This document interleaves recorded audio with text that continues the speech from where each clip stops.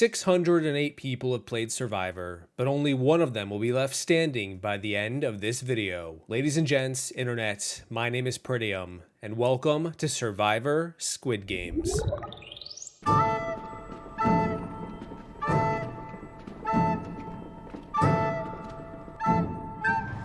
Now, if you haven't seen the hit South Korean Netflix show Squid Game, I would definitely check it out if you're a fan of scripted reality TV with a flash of drama. It's a popular show right now about a bunch of people who compete in a series of children's games, but if you get eliminated, you die. Like hide and go seek, but if you get caught, you get shot in the head with a revolver. It's pretty messed up, and so I asked myself, how does that translate to Survivor? Of course, some spoilers ahead for both Squid Game and Survivor, so tread carefully. Before we get into the main games, I want to quickly talk about the preliminary recruiting round that takes place in the subway. This is a quick game called ddakji that involves each player trying to flip over a folded paper square on the ground by throwing their own folded paper square at it. The players alternate slamming their squares, and the first player to successfully flip the neutral square wins. At face value, this game isn't too intricate. You throw a piece of paper at the ground. How do you pick from over 600 Survivor players to be the best? Well,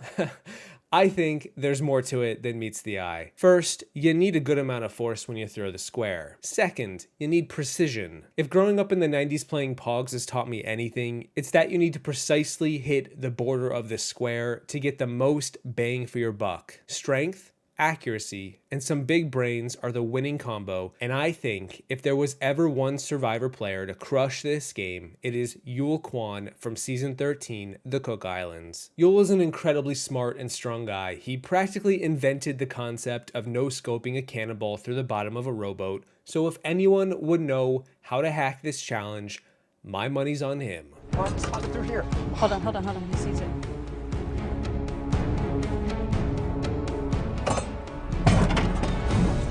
I can spot the thing through the... We're gonna lose all our Raro cannonballs. just wasted a cannonball. They weren't paying attention. Dropped it right through the chute. What's that? Oh, please.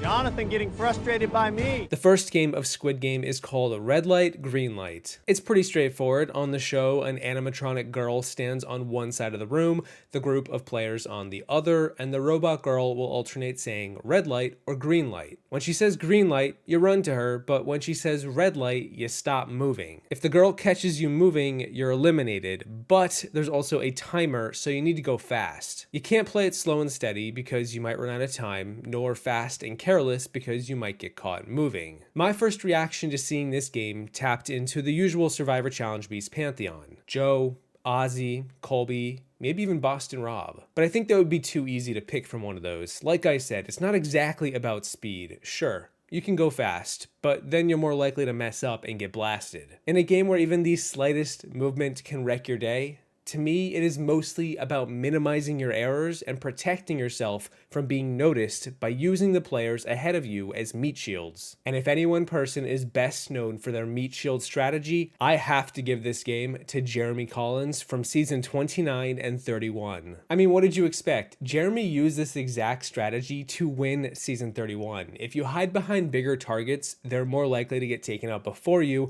and even if you mess up because you're behind them, the crazy animatronic girl can't turn you into soup because she won't see you. I don't really know how that translates to Survivor, but at this point, I think we've already lost the plot. And then at like the last second, you just push your shield out of the way, beeline it to the end, and there you go. Another challenge hacked. I gotta do Joe first.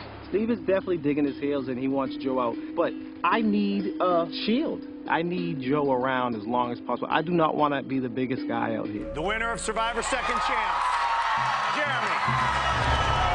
The second game is called Honeycomb, and you're given a tiny cookie with a shape imprinted into the center, and your objective is to use a toothpick and carve out the shape without cracking it. If you crack it anywhere, you're out. This challenge by far took me the longest time to consider. I really had to rack my brain to remember if Survivor ever had like a sewing challenge. But then it came to me, because the biggest hack for this challenge is to use the elements to your advantage. As we saw in the show, if you have fire, you can light your toothpick to make the carving easier. Or if you lick the honeycomb to make it moist, you can make the shape easier to cut out. And if there's one person in Survivor who knows their science and is good with their hands, give it up to Bob Crowley from season 17. Best known for making the greatest fake idol in the show's history, he combined resin and beads and whatever else was around him with fine attention to detail to create genuinely great pieces of art. He's also a physics teacher, which should count for something. I think Bill Nye could crush this game, and he is the Survivor equivalent, so he's my pick. It's sort of like when you're holding up a bank.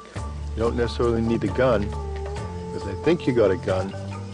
They might leave you alone. My mother was always good at art, and she left me a little trick, and I just put 2 and 2 together. By the way, where'd you get this rope? We don't give you guys anything.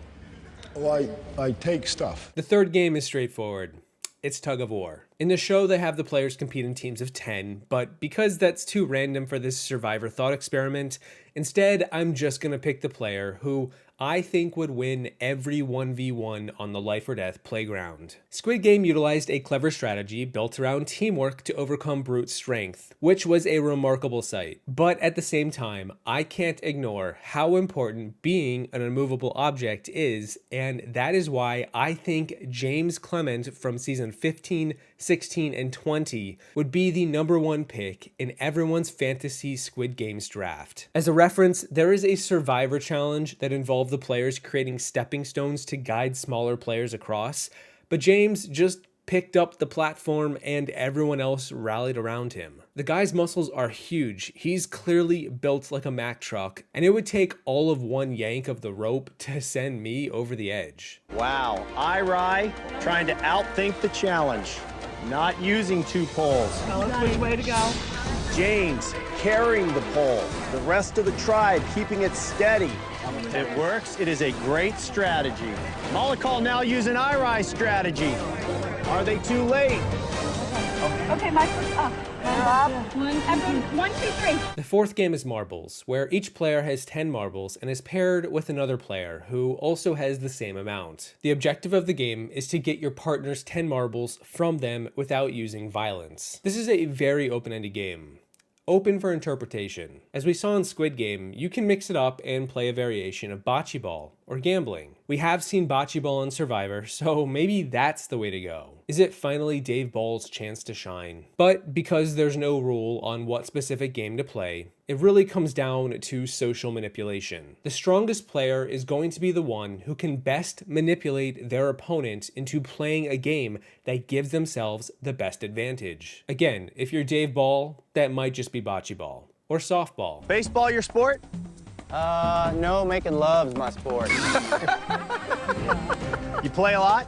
Not often enough. I think the skill ceiling for this game is so high, I have to go in the direction of who is the best at manipulating others, at beating someone with their brain over their brawn. The bread and butter of any high-quality Survivor player, and that is why I think the ultimate champ for this one goes to Suri Fields from seasons 12, 16, 20, and 34. Because, does it even need to be said, her resume is stacked with finessing other players into making bad moves to advance her game. That is the crux of the marbles game, and I think there's a good chance she manages to convince her opponent to just straight up give her their marbles for no good reason. She just, giggles and you melt. That sucks that he won. God.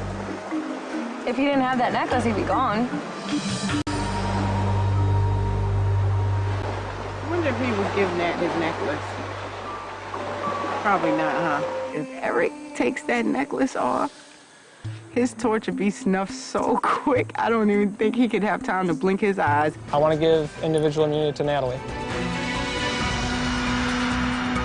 My mother always told me, you may not be able to beat him with these all the time, but you can always beat him with this. The fifth game is Glass Bridge. This game is insane. There are around 18 rows of 2 panels of glass, and the 16 players have to cross the bridge one at a time by taking a 50-50 guess at which of the 2 glass panes is made out of tempered glass. One of the 2 panes can hold your weight, the other will instantly collapse and send you plummeting to your death. It's an incredibly nerve-wracking prospect, and because each player goes in numerical order, you are SOL if you have to go in the first half of the pack. Now, my first thought was to give this game to anyone who is a glassmaker, but I don't think we have any of those in the career pool, so my next bet was someone like, say Ozzy. He's light on his feet, he's pretty smart at figuring things out, he's patient, he's fast. We've seen him dominate a challenge almost exactly like this before. But then if you watch the episode, we see a guy on the show try to mimic Ozzy's speed strategy, and it doesn't work at all. The real winner of this game is always gonna be the player who goes last. Even though, yes, it's a time challenge,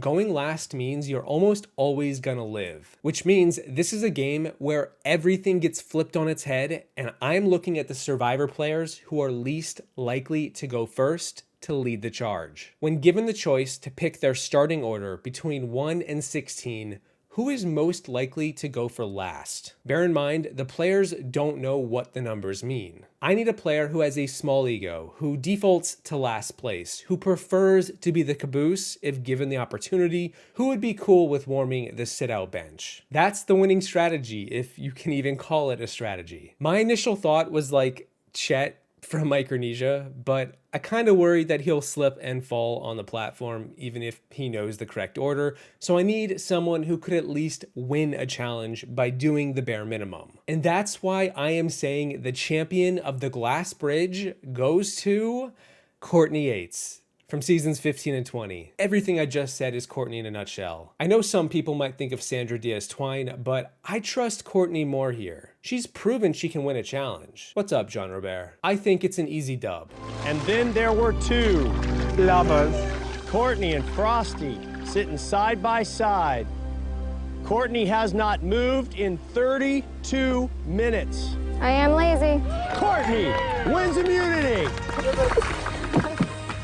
Courtney, come on over. I didn't think I would ever win anything. So I pretty much don't care at this point who gets voted out. I'm immune tonight, so can't get me. That girl didn't even fudge, did it?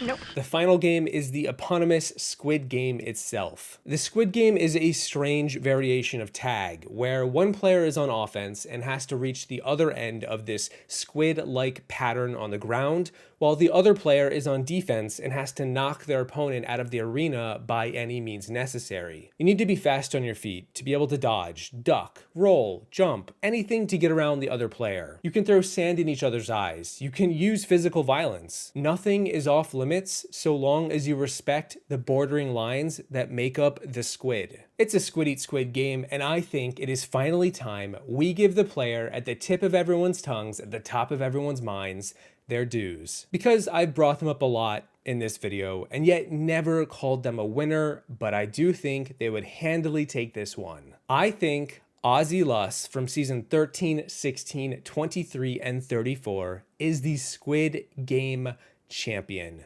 the game changer. He is regarded as the greatest challenge beast in Survivor history, and I think he would be the player I would bet on to reach this final game more than anyone else. The Squid Game is his game to lose in any matchup, even if he's defending, hopping on one foot, or just fighting for revenge, basically. Ozzy, congrats. It took a hell of a lot of weird stuff to go down, but you're finally a champion. I can just sense victory, and I didn't come out here to quit. I do have a plan B. Plan B is to win. I have plan A, win. Plan B, win. Ozzy stays alive in this game. Ozzy stays alive and continues his quest to get back in this game. Ozzy wins the duel and stays alive.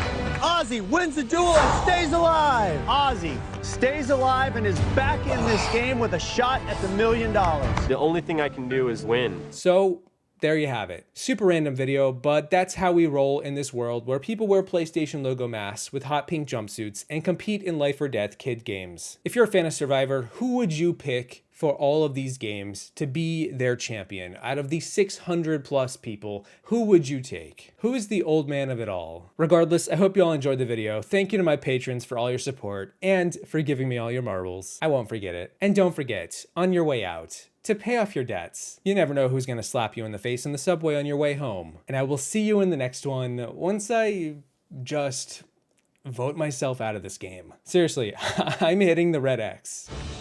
What's that thing?